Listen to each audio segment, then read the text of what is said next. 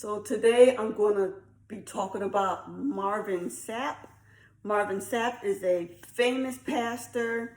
He's first known as being a singer, a gospel singer, and he's a good gospel singer. He sang some songs that helped him to become famous, and he did pretty well for that. Yeah, Marvin Sapp.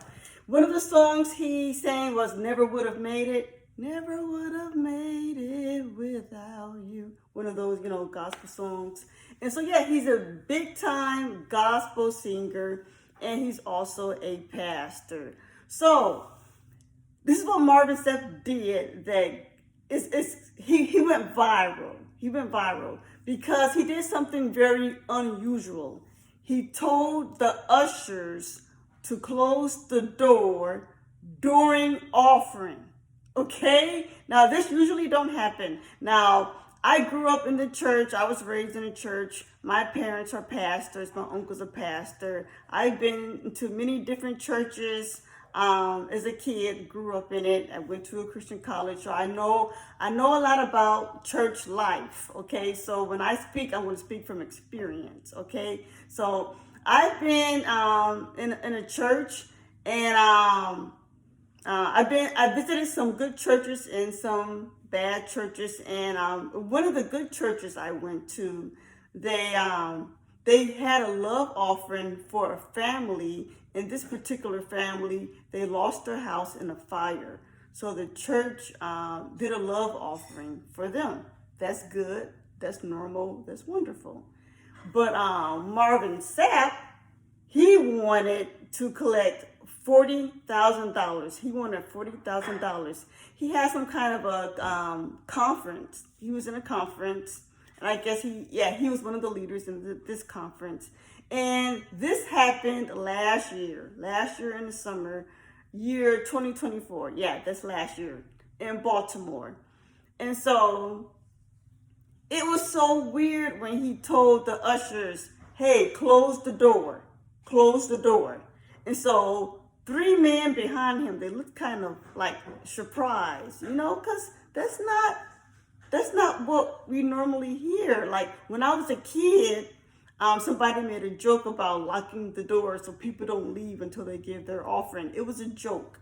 But in my church experience, the pastor would ask for money, and he says, "Please give what God has laid on your heart to give."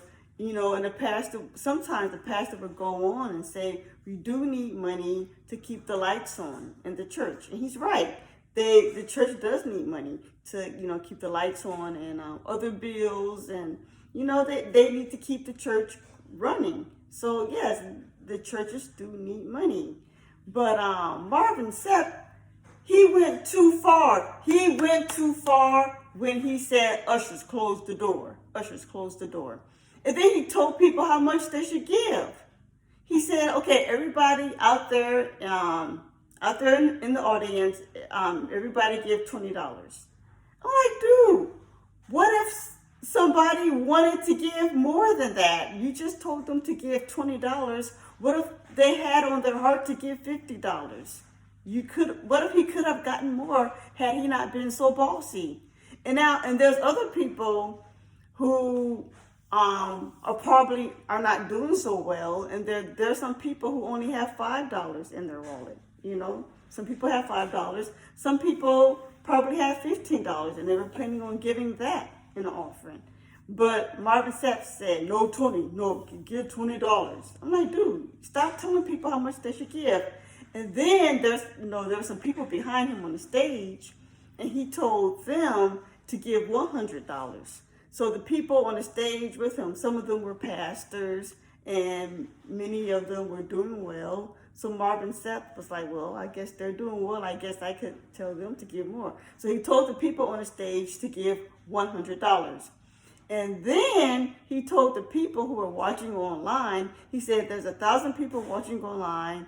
And he said, "The people who are watching online, I want you to give $20. So he's telling them how much what if they wanted to give more? What if they didn't have what he wanted?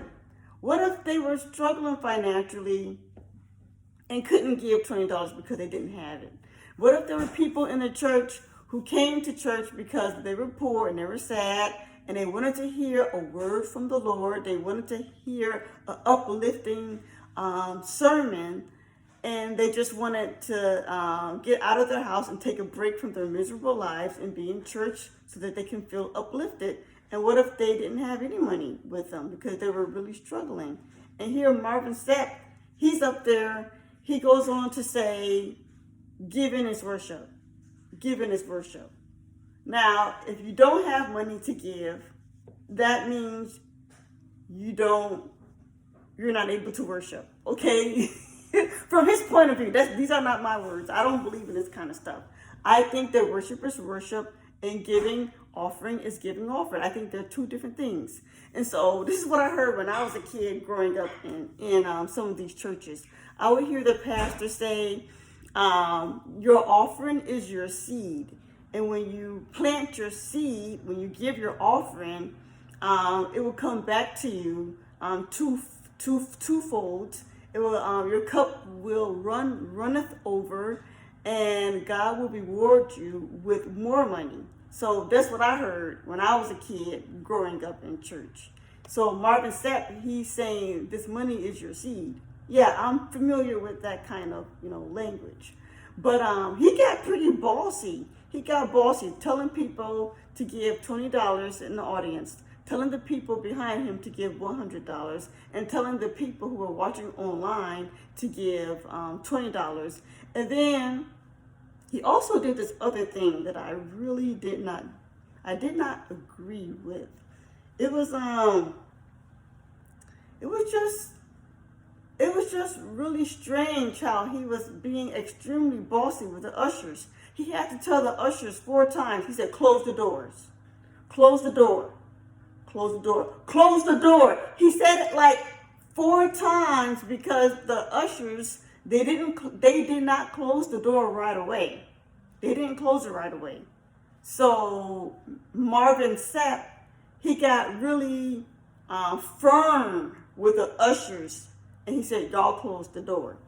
And then, now, we live in modern times, and so when a person don't have the cash, they can use their phone to, they can give their money through their phone. They can use Cash App, something like that. So Marvin Sapp, he said, if you are giving using your electronic device, like your cell phone, he said, I want you to come up and let your phone touch the bucket to show me that you are giving your offering, even though you're doing it electronically, So that was just really bossy. Like, why can't the person just stand where they are and just give it on their phone? But Marvin Sapp, he said that he needed to see 1,000 people moving. He said he needed to see it. So he wanted to see people put money in an offering, and if you did it electronically, he wanted you to walk to the bucket or the basket and touch it with your phone to show that you gave your offering, even though you did it electronically. He said he wanted to see it. So now, this is not about God. This is not about God, okay? Growing up, I was told that God knows everything, God sees everything. Marvin Sapp, he said he needed to see 1,000 people moving. And then he said, we're all going to leave together. He told the ushers, close the door. And when these people get done giving, then they can leave. We're all going to leave together. And then he tried to make a joke out of it because, he knew he was being a little bit firm. He was being firm. He was also being manipulative. Yeah. But he tried to, tell a joke, and he said, a long time ago, when my wife was alive, when I was dating her before we got married, he said that he used $20 to take her out on a date. He said back then you can use $20 to go to the movies and get some popcorn and buy 1 soda. So he said he bought 1 soda and they both shared it. And he said that he was being kind of, swag. He was being kind of swaggy because they shared the cup of soda, and they were able to look into each other's eyes. They shared the soda. This is what he did when he was dating. So he said it was a lot of money for me back then. $20 was a lot back then. He said, but you guys can give $20. And then he said, y'all only going to go out to a restaurant after this church service anyway. But what he failed to realize is that everybody's not going to go out to eat after church. You know why? Because some people don't have it like that. Everybody cannot afford to eat out. Some people are going to go, they're going to leave the church and go back to their house and make themselves a bologna sandwich or a peanut butter and jelly sandwich. Everybody's not rich. Everybody's not middle class. Everybody's not doing well. Okay? So what he needs to realize is that there's people who are not doing well at his church, and there are some people who are doing well. So it was just so weird. I have never, ever, now I have visited many different churches, but I had never been to a church where the pastor told the ushers to close the door during offering. I've never experienced it. I've heard people joke about it, but I never experienced it. It was so weird. So it was like he was holding people hostage. It's like there was he was shaking people down. That's what it seems like. But yeah, it was definitely a hostage situation. Now, as a free adult living in the United States, when you go into a building, you should be able to walk out freely. Like, for example, when you walk into Walmart, if you feel like walking out of Walmart, you should be able to, after you pay for your things. When you feel like leaving, you should be able to go. When you're in church, if you feel like you need to leave, you should be able to leave. So, yes, he told the ushers to close the door. And so, yes, he got his backlash. And some people are getting bold. Like the people who are not there, they're saying that they would have left if they were in that situation. And I say, no, you would not have left. Because I know about herd mentality. I know what it's like to be in a church environment and to just go along with the flow. If you're sitting in church and a pastor says you may not leave until you give offering, and there's a lot of people sitting around you obeying the pastor, you don't want to stand out like a sore thumb. You want to just, you don't want to, if you did get up and leave, if anyone got up and leave, they probably would have been bullied. They probably would have gotten the side eye. The usher probably would have looked at them weird. They probably would have had a little conversation with the usher. I'm not sure. But they would have definitely gotten the side eye from the people sitting in the congregation. If you want to leave during an offering, after the pastor said, close the door, you better give, and you get your butt up to walk out anyway, no, you would not have left. You would not have left. And I do not look down on the people who were in the church who stayed there and did not try to leave after the pastor said, close the doors, after he told the ushers to close the door. Okay? So what this pastor did, what Pastor Sapp did was, again, he manipulated people. He used his power. A lot of people look up to their pastors as the man of God. I don't believe there's such a thing as a man of God. We're all human. We all have flaws. And Marvin Sapp, he should not have been talking to those people like that. He should never shook them down like that. He should never held them hostage like that. Yeah, I'm pretty sure they could have left, but could they have left mentally? Could those people have really left if they really wanted to? I'm not sure. Anyways, TMZ talked about it. BET talked about it. The Shade Room talked about it. So I'm glad that the public talked about it, because this silliness needs to be exposed. It does. We all need to be talking about it. And we all should be saying, please don't go to a church like that. Please don't go to a church. Please do not go to a church where the pastor tells the ushers to close the door during offering time. And the pastor tells you how much you should give. You should give what's on your heart. He did not have to do that. So when people go to church and when they're really a Christian, if they enjoy the service and the music and they want the church to be there the next week, people usually use common sense and they give offering because they want the church to be there for the next week. You know, people will give. I used to go to church. I used to be a Christian. I used to go to church and I thought to myself, I should give money because I'm enjoying this church and I want this church to be here next week. So I am going to give money. I know that the pastor has to make sure that the lights stay on. I know that it takes money to run this ministry. So, yeah, I gave money. Other people gave money because they liked the church. They liked the sermon. They liked the worship music. They liked the church experience. So people naturally gave.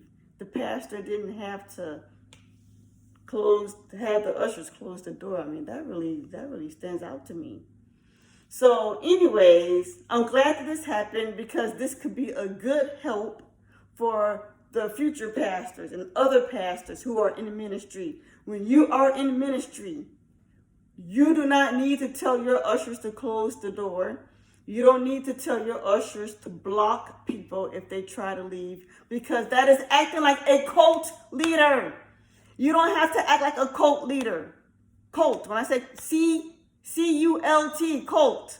Okay, Jim Jones bullshit.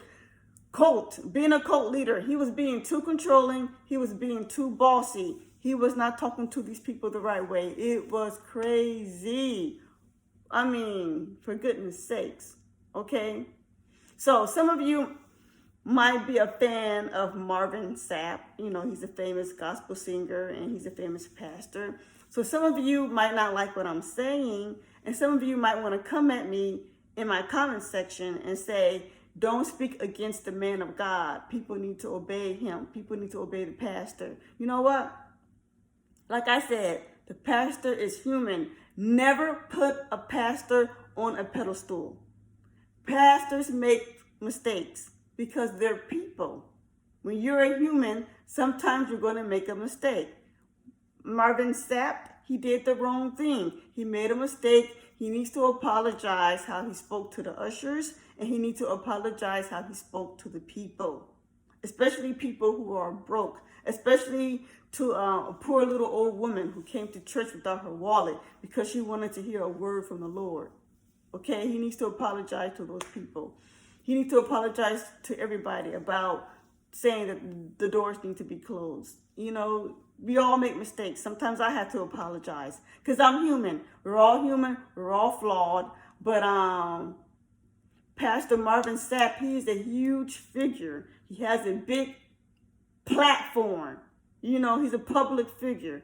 And what he did is one of the reasons why some people don't go to church. Now, that's not the reason why I stopped going to church, but some other people stopped going to church. Pastor Marvin Sapp, he is doing very well.